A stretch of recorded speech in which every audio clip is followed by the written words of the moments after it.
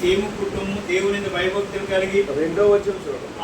యెహోషువ జనులందరితో ఇట్లనెను, ఇశ్రాయేలు దేవుడైన యెహోవా చెప్పినది ఏమనగా, ఆది కాలం నుండి మీ పితరులు అనగా అబ్రహామునకును నాహోరునకును తండ్రి అయిన తెరహ కుటుంబకులు నది అంటే యూఫ్రటీస్ అద్దర నివసించి ఇతర దేవతలను పూజించిరి. ఈ దేవత ఆరాధన అనేది ఎలా వచ్చింది? మరి విగ్రహారాధకుడు ఎలా అయ్యాడని అంటే, వాస్తవానికి నోవాహు పుట్టినటువంటి కుమారుడు షేము మరి దేవుని భయభక్తులు కలిగి దేవుని మార్గంలో నడిచేటువంటి వాడే. కానీ ఆ రెండవ కుమారుడు హాము ఉన్నాడు. హాము మరి తండ్రి చేత శపించబడినటువంటి వాడిగా, ఆ తర్వాత తనకు పుట్టినటువంటి ఆ కూషు పుట్టినటువంటి నిమ్రోదు ఏం చేస్తాడు?